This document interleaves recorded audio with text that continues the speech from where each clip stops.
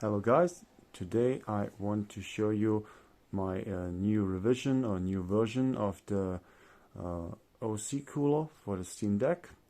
So the very first version I made is this one. So this one had a battery in this compartment. You could change it by USB-C. We have the thermal pad on the lower side, the heatsink there, and the air exited on the top. Here we had a 30mm fan embedded into the heatsink. That meant you had to take out some of the fin stack to lower it down into it, and overall it was not too bad. Of course, it's a small fan, reduced cooling from the heatsink as we had to take out some of the fin stacks, but overall it worked. But yeah, so, and also I had this fan was running directly off the battery, so there was no circuit that put it up to 5 volts. So this was running when it was fully charged from 4.2 volts down to 3.7, 3.6 volts. Yes, and now this one I have on the Steam Deck already. You can see this is the new version. We can see here we're still using the same 50 by 51 heatsink. Other than that, we did not took out any of the fin stacks, so the heatsink in here is untouched. On top I have a bigger fan now. This is a 40 x 40 x 10mm Noctua fan. So Noctua, very known for quiet fans.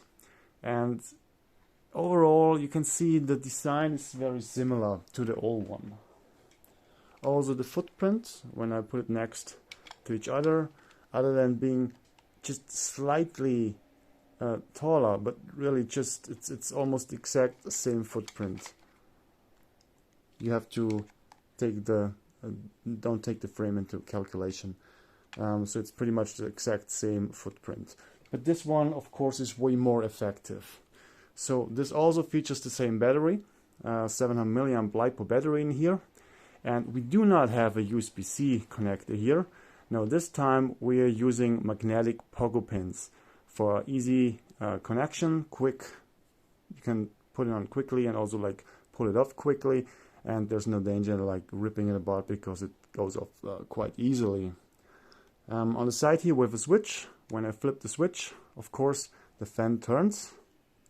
And right now it's also directly running from the battery, so when the battery is fully charged, it's for just a short time 4.2 volts, and then the LiPo battery voltage slowly drops down to 3.7, 3.6 volts. So within that range, that fan puts out its specific rounds per minute. So when you want to go docked motors and turbo motors, you simply use the connector. So here I have like a magnetic one for the deck itself, for the USB-C, and a fitting pogo pin adapter for this one. So when I connect it, I put on both so it fits better. So the moment I put it on, let me, it's a little bit hard here because of the tripod. So when I put it on, you can see it immediately starts to turn, and this is now running directly on full power from the 5 volts we have in here. And next to that, it is also charging. You can see the charging like exactly between the glued gap here.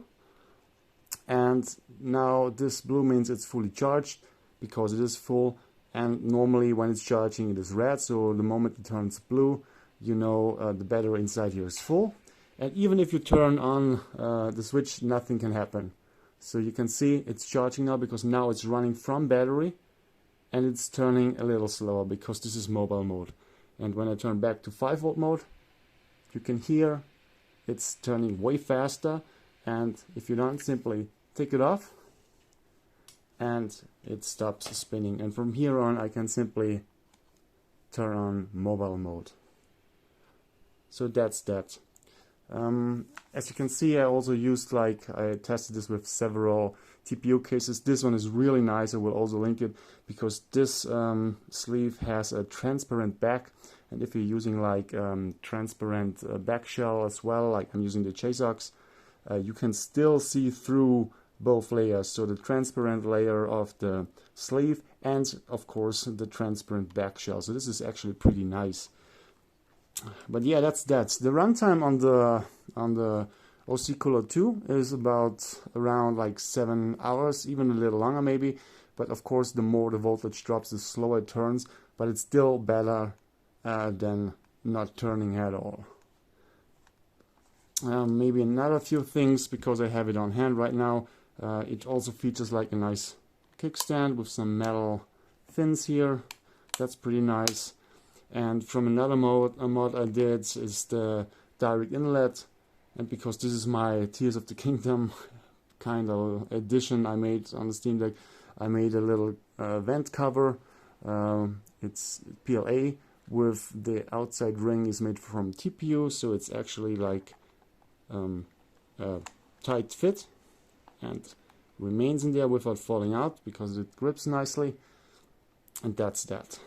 Of course, the whole thing is held by the thermal pad below the heatsink. It's light enough. This doesn't go anywhere. So this is, and it's also pretty easy to take off. I'm not gonna take it off now because I adjusted it so nicely now. Also with the frame, it looks really, really nice. When you look around it, there's no gap. It's a really, really nice and clean build.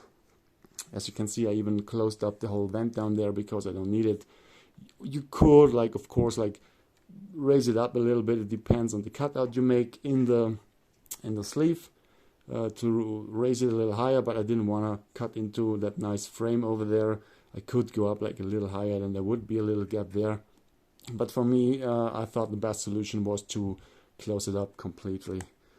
And that's that. So whenever you play, you unplug, you have direct air inlet, your mainboard stays nice and cool thanks to that to the OC cooler, and that's about that. All the files are of course are linked in the video below, and I guess that's it. The wiring diagram and everything is on my printables page. You can check it there, and if there's any questions, just hook me up and write a message, and I try to help as good as I can. That's it. Thanks for watching. This is my LWC 2.0 OC cooler. Thanks for watching.